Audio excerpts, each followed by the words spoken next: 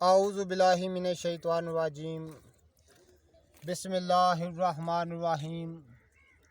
अल्लाहुम्मा सल्लि अला सय्यदना मौलाना मुहम्मदिन व अला आलिहि व सहबिहि व बारिक वसल्लम।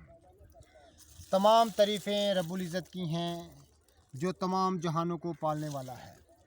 नाज़रीन किराम, इल्मुल अकाकीर में खुश आमदीद। मैं हूँ हकीम आमिर शहज़ाद डस्का से।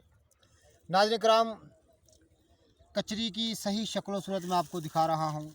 ये कचरी की सही शक्ल सूरत है। अमराज़ मैदा में इसको इस्तेमाल किया जाता है और अक्सीर माना जाता है। और